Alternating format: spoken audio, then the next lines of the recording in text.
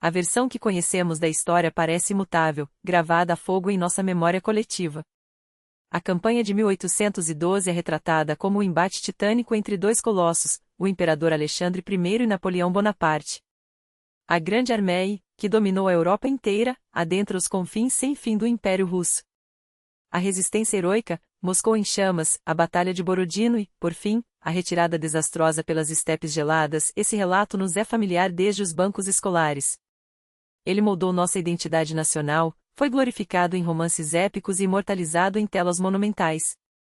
Aceitamos essa narrativa sem questionar, afinal, ela parece óbvia, indiscutível. Mas e se, por um instante, deixássemos de lado os livros didáticos e mergulhássemos nos documentos originais de Napoleão, em suas cartas e ordens militares? É ali, nas fontes primárias, que o enigma verdadeiro começa a se revelar. Você não encontrará neles a palavra Russian com a frequência esperada.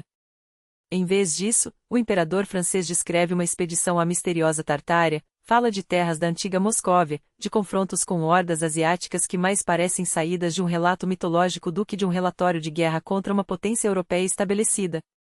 Imagine a perplexidade de um pesquisador ao descobrir que o próprio protagonista da história se refere ao seu oponente com um nome completamente diferente do que usamos hoje. Não se trata de um mero capricho linguístico ou de uma referência geográfica ultrapassada. É uma discrepância fundamental que abala os alicerces de tudo o que julgávamos saber. Se Napoleão estava convencido de que lutava contra a Tartária, então o que representava, aos seus olhos, o Império Russo de Alexandre I? Um aliado discreto? Um espectador neutro? Ou algo muito mais intrigante? Essa estranheza nos leva a uma questão incômoda, quase herética: e se o verdadeiro inimigo naquela guerra não fosse aquele que nos ensinaram a odiar? É possível que a Grande Armée não tenha marchado contra a Rússia que conhecemos, mas sim contra outra potência imensa, apagada depois dos mapas políticos e riscada das páginas da história. Talvez a versão tradicional da Guerra de 1812 seja apenas uma cortina de fumaça, escondendo um drama muito mais complexo e grandioso, a história de uma civilização que desapareceu sem deixar rastros oficiais. As respostas não estão nos compêndios reescritos, mas nos testemunhos silenciosos da época, nos artefatos que sobreviveram ao tempo e guardam, em seus detalhes, a chave para desvendar esse mistério colossal. E o primeiro indício concreto está em um objeto que desafia toda a lógica histórica oficial. Para não depender de suposições, vamos começar nossa investigação com um elemento material, acessível a qualquer pessoa nos arquivos da Biblioteca Nacional da Rússia. Em 1912, todo o Império comemorou com pompa o centenário da vitória na Guerra Patriótica. Era um momento de exaltação nacional, com monumentos sendo erguidos e uma enxurrada de lembranças comemorativas produzidas para eternizar na memória popular o feito glorioso dos antepassados. Entre esses objetos solenes, no entanto, esconde-se algo absolutamente incompreensível. Uma medalha comemorativa, ou placa, como também é chamada, traz em seu anverso os perfis de dois imperadores, Alexandre I e Napoleão Bonaparte. Mas observe como eles são retratados. Não há neles a postura de arqui-inimigos prestes a se digladiar em uma batalha decisiva. Pelo contrário, seus rostos transmitem serenidade, quase uma cumplicidade, como se fossem parceiros iguais, envolvidos em um diálogo de grande importância. Não há traço de ódio ou desdém que se esperaria entre um agressor e sua vítima. É uma cena de equilíbrio, de respeito mútuo entre dois governantes que dominaram sua era. Só isso já seria suficiente para causar estranhamento. Mas ao virar a medalha, o espanto se transforma em choque. No reverso, está gravada uma inscrição que subverte completamente nossa compreensão daquele conflito: na união está a força. E abaixo, desígnio divino, firmeza do monarca, amor à pátria e ao povo. Pare por um instante e reflita. Na união está a força, a essa frase estampada em um símbolo dedicado a uma guerra que nos ensinaram ser o mais sangrento choque entre civilizações. União com quem? Com aquele mesmo homem cuja armada, segundo a versão oficial, arrasou a capital ancestral e semeou destruição sem limites. Como um emblema de unidade pode conviver com os retratos de dois imperadores que, supostamente, eram inimigos mortais? Isso não é apenas uma curiosidade, é um paradoxo lógico. Imagine que, ao final de outra grande guerra, fosse cunhada uma medalha com os rostos dos líderes rivais e a legenda: juntos somos invencíveis. Parece absurdo, impensável. Os monumentos comemorativos são criados para reforçar uma versão dos fatos, não para contradizê-la. Essa medalha não apenas contradiz, ela grita que a história oficial, no mínimo, está incompleta. Parece sugerir uma aliança, um objetivo comum que unia os dois monarcas. Mas qual objetivo? E contra quem essa união seria dirigida? Poderia-se argumentar que se trata de um capricho do artista ou de um símbolo de reconciliação pós-guerra. Porém, o lema não fala de reconciliação após um conflito, mas de uma força que nasce exatamente da união, o que implica ações coordenadas, não perdão. Esse artefato não é um simples souvenir. É uma peça oficial, produzida para celebrar um centenário, ou seja, aprovada nas mais altas esferas do poder. E isso nos coloca diante de um dilema: ou nossos antepassados, 100 anos atrás, não compreendiam o significado do que celebravam, ou nós, hoje, ignoramos algo crucial. Talvez essa medalha seja apenas uma exceção, uma anomalia isolada que não prova nada. Mas e se não for? E se for apenas a ponta de um iceberg, emergindo debaixo de camadas espessas de história reescrita? E se existirem muitos outros artefatos que desafiam a versão estabelecida? A suspeita de que essa peça não é um caso único ganha peso quando aprofundamos a pesquisa nos arquivos. Ao consultar o antigo livro Monumentos e Medalhas, uma compilação dos feitos heróicos do exército russo, deparamos com uma seção dedicada ao centenário da guerra. Lá, entre dezenas de distinções comemorativas, descobrimos exemplares ainda mais surpreendentes, que desmontam por completo a narrativa tradicional. Tome, por exemplo, a medalha de número 7. Em uma face, está cunhado o perfil de Napoleão, com seu característico chapéu bicorne e uniforme militar.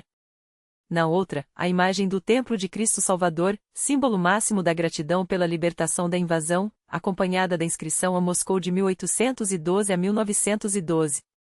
Pense nisso: de um lado, o rosto do homem tido como responsável pela devastação da cidade e do outro, um monumento erguido para celebrar a vitória sobre ele. Seria como estampar numa mesma moeda o retrato de um bombeiro e de um incendiário. A lógica aqui simples e diretamente desaparece, a menos que estejamos perdendo um detalhe essencial, uma peça-chave que conecta esses dois lados aparentemente opostos. E aqui o enigma se aprofunda ainda mais. A medalha de número 9 não apenas repete o perfil de Napoleão, mas o faz acompanhado de uma inscrição que desafia toda a lógica aparente: Napoleão regia. Observe com atenção. Todas as letras são latinas, exceto um cirílico, intruso e deliberado, como se alguém tivesse inserido uma pista em meio ao código. No verso, a frase lacônica, em memória seguida das datas de 1812 a 1912. Por que esse estranho híbrido de alfabeto? Não se trata de um erro de gravador em uma peça oficial, mas de um sinal calculado, uma mensagem cifrada destinada aos que sabiam decifrá-la. E aqui reside o cerne da questão. Não estamos diante de uma medalha isolada, mas de uma série oficial de distinções imperiais russas onde o inimigo número 1 da pátria é retratado não como um demônio derrubado, mas como uma figura central, digna de memória e até de reverência. Como explicar que, em plena Rússia, no idioma russo, se conhecem medalhas em homenagem ao homem que a propaganda posterior pintaria como o anticristo corsário, o monstro devorador da Santa Moscou? Os monumentos comemorativos existem para eternizar heróis e vitórias próprias, não para glorificar o comandante do exército invasor. E no entanto, aqui está ele, Napoleão, não como um troféu de guerra, mas como um símbolo de algo muito mais complexo e perturbador. O paradoxo não se limita aos metais e às inscrições. Se mergulharmos na literatura e nos diários do século XIX, nos versos de Pushkin, nas reflexões de Lermontov, nos relatos dos que viveram aqueles dias, descobriremos uma verdade ainda mais desconcertante: Napoleão não é demônio algum. Não há ódio visceral nem desprezo nas linhas que lhe são dedicadas. Pelo contrário, transparece nelas um respeito quase reverente por seu gênio, uma admiração pela grandiosidade de sua figura, um reconhecimento de seu papel histórico. Ele não é visto como um bárbaro destruidor, mas como uma figura trágica e titânica, cujo destino se entrelaça com o da própria Europa. Tudo indica que, já no século XX, alguém reescreveu a história, simplificando-a até reduzi-la a um maniqueísmo infantil, nossos heróis contra seus vilões, transformando o Napoleão real, multifacetado, em um símbolo conveniente do mal absoluto, útil para uma nova narrativa ideológica. Mas se os contemporâneos não o viam como um monstro, se medalhas eram cunhadas em sua honra, se seu rosto aparecia ao lado de símbolos de unidade, então toda a versão oficial da guerra começa a ruir. E a pergunta que emerge desse abismo é inevitável: se não eram inimigos irreconciliáveis, mas mantinham uma relação complexa e até respeitosa, quem então ordenou queimar Moscou? E contra quem, afinal, lutava aquele exército unido da Europa que adentrou os mistérios da Moscóvia? Talvez a resposta não esteja apenas nos símbolos oficiais, mas nos objetos pessoais que uniam os dois imperadores e seus generais. Se as medalhas de metal frio podem mentir ou omitir, a verdade pode estar guardada em coisas mais íntimas, em relíquias que ainda conservam o calor das mãos que as tocaram. E essas testemunhas existem. Para encontrá-las, precisamos retornar a 1912, aquela grandiosa exposição moscovita que celebrou o centenário da guerra. Felizmente, dela restou um catálogo detalhado, um inventário meticuloso de cada peça exibida. E sua leitura é mais surpreendente que qualquer ficção. Imagine-se nos salões dedicados aos anos de 1813 a 1815, o período após a expulsão da Grande Armée. Entre os objetos listados com frieza burocrática, um se destaca como um golpe de teatro, a espada pessoal de Napoleão Bonaparte. Mas o verdadeiro choque não é sua presença, e sim a quem ela foi entregue. Não a um museu, não a um arsenal de troféus, mas a Pavel Andreevich Shuvalov, general russo, herói de 1812. Como e por que o arma do imperador francês terminou nas mãos de um oficial do exército que supostamente o derrotou? O catálogo oferece uma resposta tão precisa quanto estonteante: foi Shuvalov quem acompanhou Napoleão em seu primeiro exílio, na ilha de Elba. Pare um instante e absorva o peso desse fato.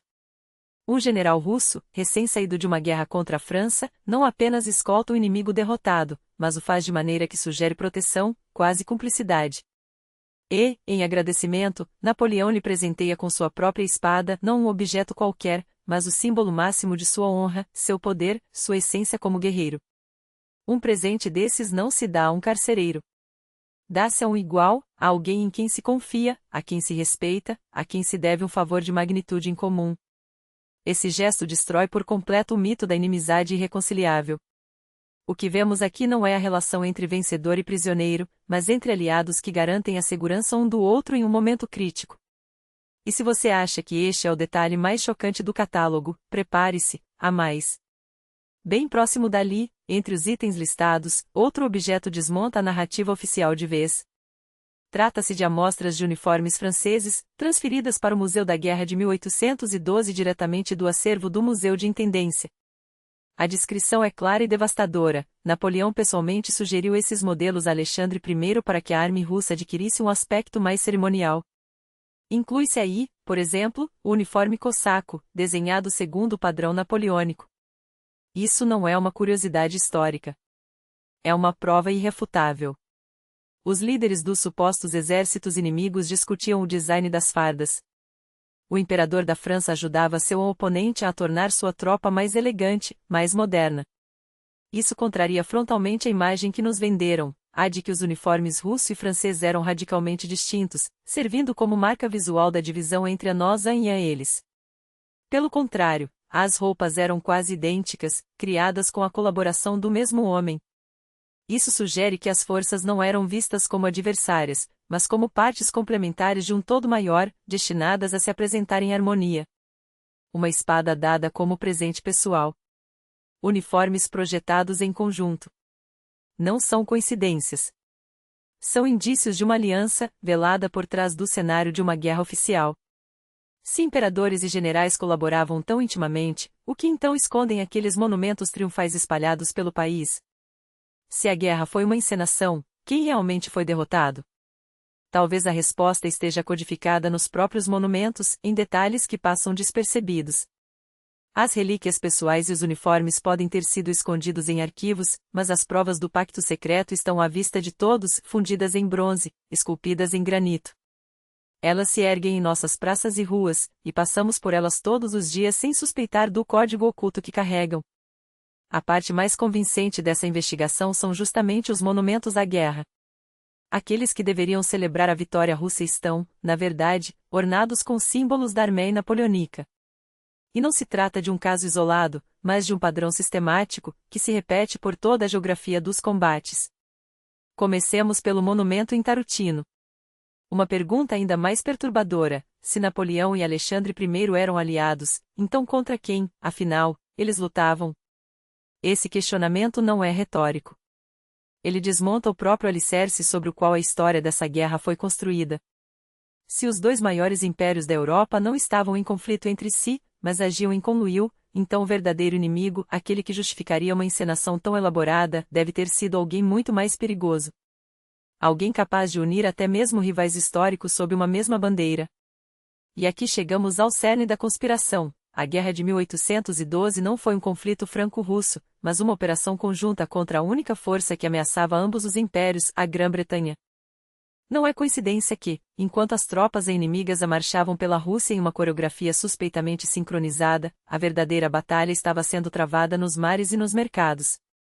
O bloqueio continental, imposto por Napoleão em 1806, era uma tentativa desesperada de asfixiar economicamente a Inglaterra, cortando seu acesso aos portos europeus.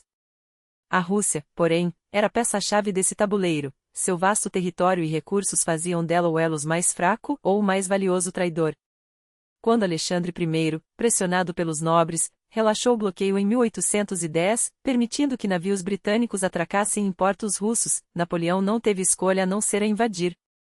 Mas e se essa invasão fosse, na verdade, um teatro de operações? Um espetáculo montado para justificar o que viria a seguir, a derrota estratégica da Grã-Bretanha sem um único tiro disparado diretamente contra ela? Olhemos para os fatos com essa lente, e tudo se encaixa de maneira assustadora. Primeiro, a logística da invasão. A Grande Armée de Napoleão entrou na Rússia em junho de 1812 com cerca de 600 mil homens, um número tão absurdo que beirava o suicídio militar. Mas seu objetivo real não era conquistar Moscou, e sim simular uma ameaça existencial para forçar a Rússia a romper definitivamente com Londres, então os números fazem sentido. Uma força desse tamanho não era para vencer batalhas, mas para ser vista. Para assustar a Europa e, acima de tudo, para dar a Alexandre I o pretexto perfeito para se libertar da influência britânica. Afinal, que monarca russo ousaria negociar com a Inglaterra depois que Napoleão queimou Moscou? Segundo, a estranha passividade dos russos.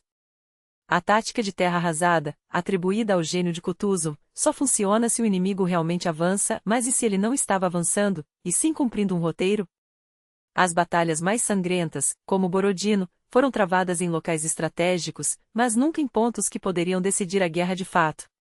Moscou foi abandonada sem uma luta desesperada por sua defesa. O incêndio que consumiu a cidade, atribuído a Rostopchin, mas nunca comprovado, pode muito bem ter sido um sinal combinado, um gesto simbólico para marcar o clímax da farsa. Afinal, que melhor maneira de convencer o mundo de que a Rússia estava à beira do colapso do que deixar sua capital em chamas? Terceiro, e mais revelador, o desfecho da guerra. Depois do retiro de Napoleão, outro termo suspeito, já que uma retirada real teria sido um massacre, não uma processão organizada, Alexandre I não apenas perdoou o imperador francês, como se aliou a ele novamente no Congresso de Viena. Juntos, eles redesenharam a Europa, esmagando qualquer resistência à sua hegemonia continental. A Inglaterra, isolada, viu seu comércio sufocado e seu império colocado em xeque. Só então, quando o objetivo real foi alcançado, Napoleão foi atraído e exilado não por Alexandre, mas pelos próprios aliados, que precisavam de um bode expiatório para encobrir a verdade. E as provas desse acordo não param por aí. Em 1814, quando Napoleão foi derrotado, ou permitiu ser derrotado, quem foi o primeiro a entrar em Paris? As tropas russas, recebidas não como conquistadoras, mas como libertadoras. Os parisienses, que deveriam odiar os invasores em que queimaram sua capital anos antes, saíram às ruas para aclamar Alexandre I. Por quê? Porque sabiam, no fundo, que ele não era um inimigo, era um cúmplice. Até mesmo a arquitetura da vitória traiu o segredo. O Arco do Triunfo em Paris, erguido por Napoleão para celebrar suas conquistas, tem um detalhe pouco conhecido. Entre os nomes das batalhas gravadas em sua superfície está Borodino, a suposta derrota francesa na Rússia. Mas em vez de ser apresentada como uma vergonha, ela é listada com orgulho, ao lado de outras vitórias. Por quê? Porque, no Código dos que sabiam, Borodino não foi uma batalha perdida, foi uma etapa cumprida. Agora, junte todas as peças, os monumentos com símbolos napoleônicos, as medalhas comemorativas, as cartas íntimas, a estranha coreografia da guerra, o perdão inexplicável, a aliança pós-guerra. Não há coincidências aqui. Há um plano. Um plano tão audacioso que só poderia ter sido arquitetado por dois homens que entendiam que, às vezes, a melhor maneira de vencer uma guerra é fingir perdê-la. E se você ainda duvida, perguntemos o seguinte: por que, depois de 1812, a Grã-Bretanha nunca mais ousou desafiar diretamente a Rússia ou a França no continente europeu? Por que, em vez de guerrear, ela se voltou para a expansão colonial, como se tivesse sido expulsa do jogo europeu por uma força invisível? A resposta está naqueles monumentos de pedra, naquelas medalhas de bronze, naquela carta escrita à luz das chamas de Moscou. A guerra de 1812 não foi uma invasão. Foi um golpe de mestre. E o verdadeiro vencido nem sequer estava no campo de batalha. Mas há uma verdade ainda mais surpreendente. Se Alexandre e Napoleão eram aliados, então contra quem, afinal, eles lutavam? Quem era esse inimigo oculto, tão poderoso que ocupava Moscou e se estendia até os Urais? Essa misteriosa Moscóvia ou Tártaria, mencionada nos despachos do próprio imperador francês, uma entidade tão formidável que sua derrota exigiu o esforço combinado de toda a Europa e do Império Russo. Aqui, a narrativa que nos ensinaram desmorona sob o peso das evidências. Começamos com uma simples medalha, onde supostos inimigos aparecem unidos sob o lema Unidos, a força. Mas essa rachadura no muro da história oficial logo se transformou em um abismo. Descobrimos uma série de condecorações onde Napoleão é retratado como herói da Rússia. Tocamos a espada pessoal do francês, presenteada a um general russo não como espólio, mas como símbolo de profunda gratidão. Soubemos que os imperadores colaboraram no design dos uniformes militares, como se preparassem suas tropas não para se enfrentarem, mas para um desfile conjunto. E então, o código oculto gravado em pedra, dezenas de monumentos à vitória russa coroados pelo Águia Imperial de Napoleão, não por acaso, mas como prova irrefutável. Aquela carta escrita em Moscou, onde Napoleão oferece a Alexandre a honra de entrar primeiro na cidade, deixa de ser um enigma para se tornar uma confissão. Eles não eram rivais. Eram parceiros em um jogo muito maior, cujas regras verdadeiras nos foram ocultadas. Quando todas as peças desse quebra-cabeças se encaixam, surge um quadro radicalmente diferente. A Guerra de 1812 não foi uma invasão francesa à Rússia. Foi uma campanha conjunta, uma operação militar da Armada Europeia Unida, sob comando compartilhado, contra um terceiro inimigo, aquele estado enigmático que Napoleão chamava de Moscóvia ou Tártaria. Talvez um remanescente de um antigo império, dominando territórios da Rússia central até os Urais. Lembrem-se do mapa no monumento de Smolensk, onde a fronteira oriental da Rússia termina nos Montes Urais. Não foi um erro do cartógrafo. Era o objetivo real da campanha, reconquistar essas terras para o Império de Alexandre, mas com o apoio de toda a Europa. Nessa versão, Napoleão não é o agressor, mas o aliado que ajudou os Romanov a esmagar um poderoso adversário interno e expandir seu domínio para o leste. Moscou em chamas não foi um ato de vandalismo francês, mas um último gesto desesperado daquela outra nação, tentando destruir sua capital para que não caísse nas mãos dos vencedores. Mais tarde, quando o mundo mudou, essa história complexa e inconveniente foi reescrita. Criou-se o mito simples e heróico da guerra patriótica, da luta contra o invasor estrangeiro. Era mais fácil moldar o patriotismo com uma narrativa de bem contra mal. A verdadeira história de uma grande guerra civil que envolveu toda a Europa foi enterrada nos arquivos, enquanto seus símbolos permaneceram à vista de todos, como uma ironia silenciosa diante de nossa ignorância. Agora a escolha é sua. Pode continuar acreditando na versão conveniente dos livros didáticos. Ou pode aceitar que a história não é um dogma imutável, mas um intrincado mistério, cheio de segredos por desvendar. Os artefatos que analisamos não são invenção, são reais. E eles nos forçam a questionar, a duvidar, a buscar nossas próprias respostas. Não aceite nada como verdade absoluta. Pense por si mesmo. Afinal, a história verdadeira é aquela que você descobre. E, pelo que tudo indica, ela está apenas começando.